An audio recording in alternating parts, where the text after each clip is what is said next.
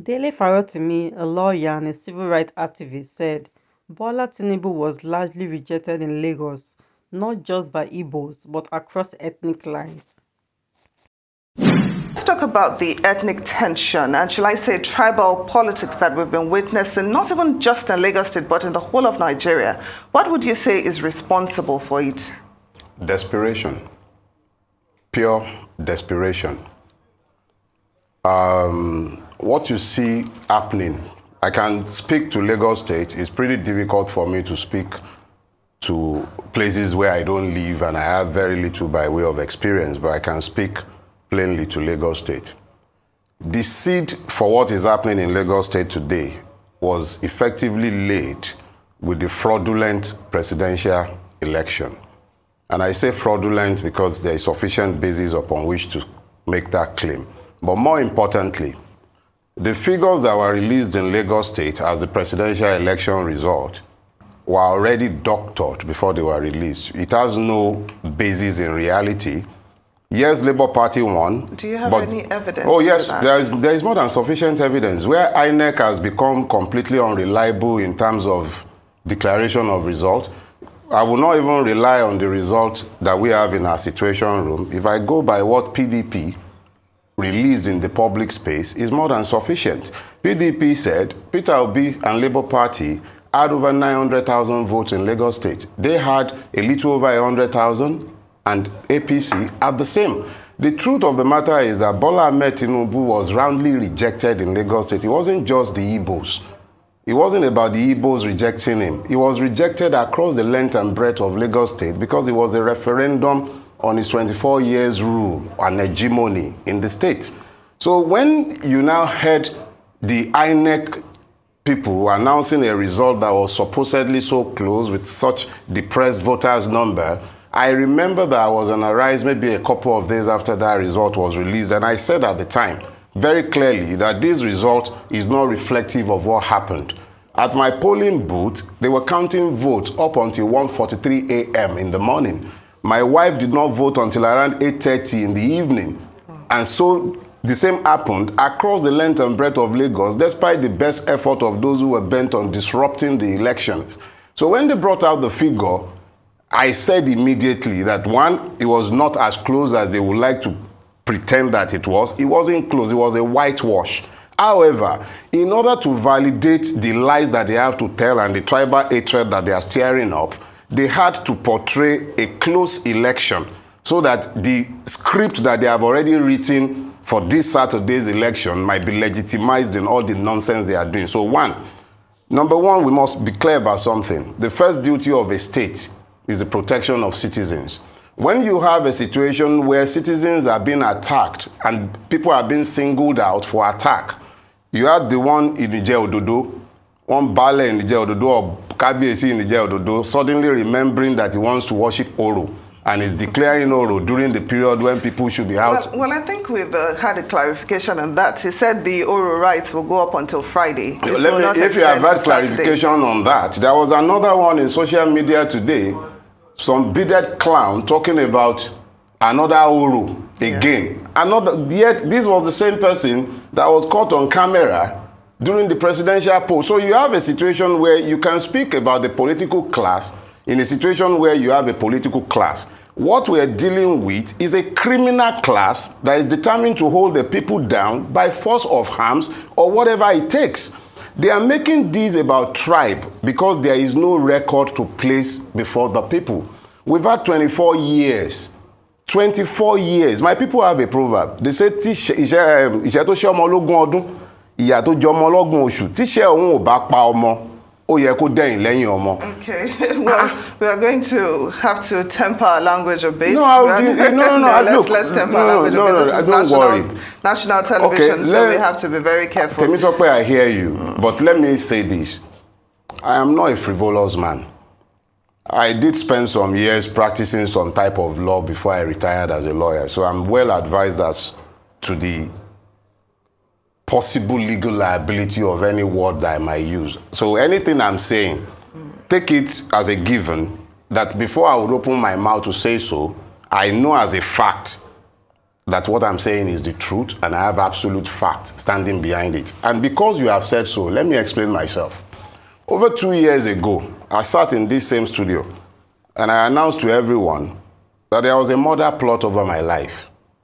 And I then went on, this was after I had submitted petitions to the DSS and to the State Commissioner of Police. Up until today, in this state, in a country governed by law, nothing has been done. Some of those persons are the ones busy going around threatening people again today. I've been coming to your TV studio for a while. This is the first time in years since I've been coming here that I'll see armed soldiers required to protect what is supposed to be free press. So we're dealing with a situation where even though we might pretend that we're dealing with normalcy, there is nothing normal about our situation. If the people are allowed to vote in a free and fair election, these people are over. That's the truth. They have no record to place before the people. Only intimidation, blackmail, ethnic division, religious division, all sorts of divisions in order to keep the people from saying the truth of what they should be facing. Was it the Igbo'S that have been digging up roads in Lagos State over the last 24 years? Has the Igbo'S been the one that have stopped the rail that has taken 7 kilometers or thereabout that has taken 16 years to construct? Was it in the Igbo that stopped that? Who is the person who is busy selling all of Lagos to people that is now shouting about Igbo, Igbo? There is just a validation of hatred in order to divide the people's attention so that they might not face the issue. The real issues are about a collapsing state, a collapsing country. They might want to forget all of that and distract our attention. Let me just interrupt you briefly. Please. Earlier you talked about criminal gangs, being given free hand to run. Yes. And of course we've seen all sorts of posts and videos on social media that could be characterized as hate speech. But sadly, nobody has been arrested, nobody has been prosecuted. So I'm wondering, is it that there are no laws against such, or is it that the laws are not being implemented? If the laws are not being implemented, how do we enforce that? I've been shouting for years, it's pretty much the same seat, talking about the fact that we are not a country governed by law, and that we are a country governed by impunity, that our policemen pretend to uphold the law, but they know that they dare not uphold the laws. If they tried it, their political masters will end up in prison cells. So what you end up having is the administration of impunity, and that is what governs Nigeria. So these people you call criminal gangs, that I will also call criminal gangs, they are not really criminal gangs in the classic sense. They are part and parcel of the governance process of Lagos State and practically the whole of Nigeria. Because you were there, people saw pictures. There, right there in broad daylight, policeman standing, the evidence of the state. In Yoruba language, you call policemen Olokpa. Olokpa actually emanates from the person who carries the staff of office, the Oba staff of office, is insignia and authority. So in the Yoruba's mind, the Olokpa is the symbol and representation of the state. You saw policemen at multiple locations standing aside whilst thugs, quote and unquote, we call them thugs, but they are not thugs. These are stakeholders in the governance of the state. The BBC had a documentary where they had MC Mushroom Pikin calling governor. That is what we are all pretending we do not see. And that is what they are hiding behind the hatred that they are stirring up all over the place. So you and I will call them gangs because that tickles our fancy and it helps us to deodorize those who wear bow ties, wear suits, wear agbada, sit down in your studio and speak Dogon Turenchi to cover up for those who are carrying guns and are threatening everybody else's peace. The reality is that they are not criminal gang in the true sense of it. They are part and parcel of the governance of Lagos State and have been for the last 24 years. So if we say we are a state or maybe a country governed by impunity, how then do we change this narrative? You said you've been here several times talking about the same issue. So that in case for you not to come back in a few months' time talking about this, what then would you say is the way forward? There is no danger of me coming back in a few months' time to say this. And I'll tell you why. Ultimately, if people get the kind of government they deserve, the Nigerian people can blame Tinubu, they can blame Abiola and Obasanjo, blame this, blame that. Ultimately, they bear the responsibility for the governance of their country. When you find people who knows the truth but finds a basis to justify their hatred, which blinds them from what they should see, they are telling you all of a sudden that a person born of a Yoruba parent to an Igbo mother is no longer a Yoruba. They are justifying hatred. These same people were so progressive in their thinking that they were the first to start appointing Igbo commissioners. There is somebody from Kanu in Lagos State. So they are progressive when they need to be, but when it serves their purposes to demonize in order to divide, they remember very quickly. All of a sudden, is no look, at the end of the day, they want us to have these asinine debates, debating nonsense when we should be facing issues. The issues are, how is it impossible in a state that is more or less underwater that the whole of Lekki Peninsula does not have a square inch of pipe-borne water after 24 years of the genius of Bodilon? How is it that in Lagos State, we still do not have a coherent education system and nobody who can afford it will send his child to a government school?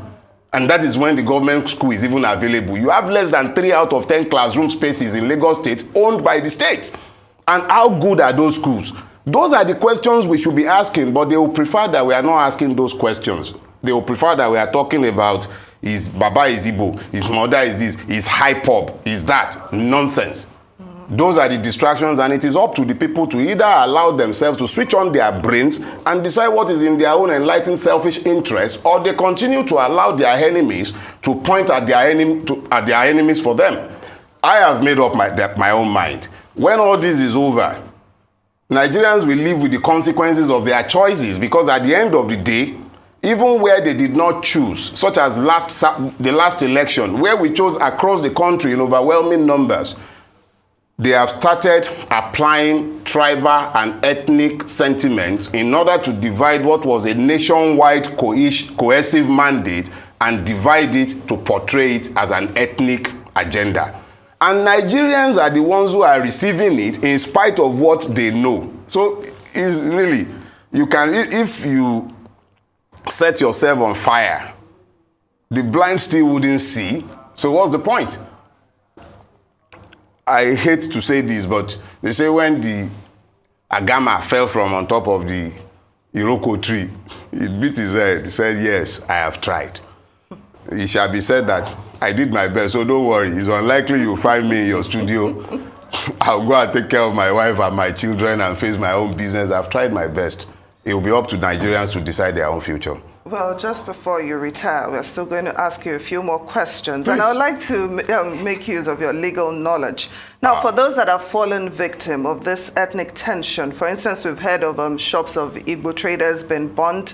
We've heard that some people have been threatened physically not to dare come out and vote on election day if they're not voting for a particular candidate or a particular party and so on. So can this set of people maybe sue for compensation? And if they do, who would be held liable?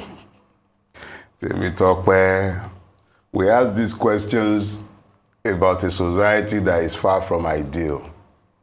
I practice But law. surely there must be somewhere we can run to. People say the judiciary is the last hope of the common man. The judiciary is the last hope of the common man, an often repeated quotation. But the unfortunate reality of the Nigerian is that our judiciary is not the last refuge of anybody but the rich. The poor will get judgment. The rich will get justice. I rarely talk about my own issues. I speak to national issues, but I was grievously wounded in my private space by the powers that be in this state. And I went to court. You know, they tell you, go to court. Just like you are counseling what they might be able to do, these people who are aggrieved. I went to court. 3 years after, I'm still in court. My case hasn't been called for one day like this, in this court. So when you live in a country where people obliquely, they talk about, there was an SAN, because I don't want to ruffle too many feathers. So this SAN was the governor of a state.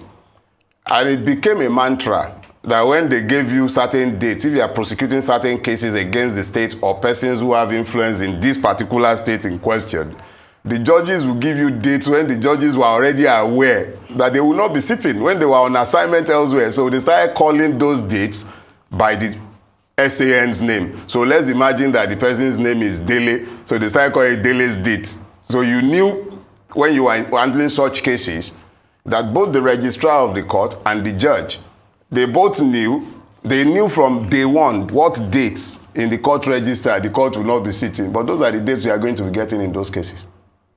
So 7 years down the line, if I was paying a lawyer 3 years after my case had not been called, wouldn't I be frustrated and walk away? That is the lot of the Nigerian. There is a place, they will trumpet, they will tell you that they built the free trade zone. They are going to bring airport. Those are people's ancestral homes. They are sources of livelihood. Lagos State government grabbed it. We've been in court on behalf of some villages, 140 villages in the Ekpe axis. We've been in court for probably like the last 5 years. One adjournment after the other. So they will always tell you, go to court, because they know they are waiting for you in the court. That's the unfortunate reality. So really, the only recourse for the Nigerian will be a readiness to assert their citizenship. It will be up to them to find ways to do that. Because when you say assert their citizenship, what do I you have mean? never hidden the fact of where I stand. Our governance system does not flow from our free will. It flows from a military imperative, and that is Decree 24 of 1999. If that document had flown directly from our own will, if it was an expression of our sovereign will, the first president that served using that constitution would have respected our will and understood that he gained power by virtue of our will. But because they had never respected our will, it has always been up to them to decide what to do at any point in time, because they are not bound by the law. So we are in a situation where the Nigerian people would have to, on their own, determine what is in their best interest. And then, as far as I'm concerned, the only way to change this system is by a revolution. The only thing I will not sanction is violence. But I believe that we are getting to a point where this system is demanding a head-on confrontation, because if I cannot go to court to find justice, surely I must find justice somewhere. If that means I'm chaining myself to a bridge to demand that you are either going to, these are just, the only thing is no violence. I disavow violence. I mean, when you talk about a revolution, what comes to mind? I think we It had will be violence, a mini... Let me tell you, no, don't No, worry. I think we had a mini preface No, of that don't with worry. the NSAS. No, and of course, we NSAS remember was- what happened at the Lekki toll gates. Yes, questions still unanswered years don't worry. after. No, there is a need to clarify something. There is a danger that happens in Nigeria fairly regularly. Words come to Nigeria and they acquire new meaning in Nigeria because we infuse it with our own peculiar circumstances. The word revolution comes from a French word, revolver. What does it mean? It means to turn round. It simply means turn around. The way we are going, our trajectories, is not suggestive of sustainability. It should be clear to anyone who is looking at our situation that you can't sustain this. Whoever becomes the president of Nigeria on May 20, whatever it is, May 29. would have to contend with 77 trillions in debt. That person would have to contend with the fact that you have massive youth unemployment, would have to contend with broken systems. That person cannot also have a crisis of legitimacy. That is the first one. Beyond that, whoever that person is, the person would of course have to dialogue with the Nigerian people, because there are a lot of hardships waiting in front. You can't lead people by force. You need to have their consensus.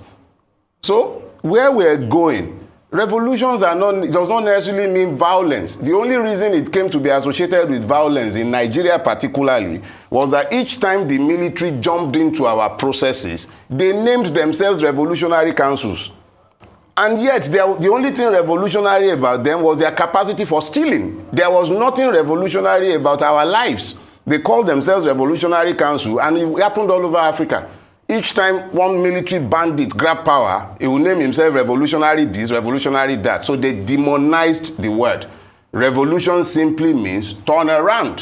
What we had on the 25th of February, that they are trying to destroy, was a revolution, no less. People, the disinherited of Nigeria across the length and breadth of Nigeria, not just Igbo, the disinherited in southern Kaduna, The victims of Nigeria in Kankara, wherever the victims of Nigeria were, they found commonalities and they expressed their sovereign will. INEC advertised a procedure and process, and it has observed it only in breach. So when you are faced with these, you then begin to ask yourself, and then the thief tells you blithely, go to court. Well, talking about the revolution, we are going to have another chance, for that this Saturday. But of course, I've heard so many people say they're not going to vote because they're afraid that the thugs will be out again. And like you have said, the police too, I guess their hands are tied. They can't really intervene if such happens. So what advice would you give to voters that are skeptical to come out this Saturday, probably because of electoral violence, voter suppression, and the likes? What advice would you have for them? Freedom is a choice. Freedom is completely a choice. It is up to the individual to decide whether they want to live or whether they want to exist. I would rather die standing up for what I believe to be the truth than to live to a ripe old age devoid of the capacity to speak the truth. Now, having spoken the truth, you must go beyond that. What is the effect of abandoning the electoral process this Saturday? I'll speak directly to the camera and tell you. All you will be doing is that you will be validating your own enslavement, because at the end of the day, the entire purpose of them going around to burn markets, the entire purpose of them bringing all this ethnic hatred, the entire purpose of them attacking you and issuing threats is to keep you away from exercising the poll they had once told you was useless. Because you've now discovered that your vote is not useless, they are afraid that if you come out to exercise your franchise, they are feeding trough, their pot of soup, they are going to break it. But without breaking that pot of soup, how do you free yourself? God forbid that the INEC select president is sworn in. But imagine that man is ensconced in Abuja and Lagos is still in their pocket. What's going to happen to all of us? With criminal gangs already legalized in Lagos State, we might as well give up and Kukuma know that all of us should go and join Mushroom Picking in his park. Because that's the reality. That is the alternative to you electing to sit. I'm not even saying vote for any particular candidate. But you need to get up, get out of your homes, understand what is at stake. Is your very freedom. Go and vote.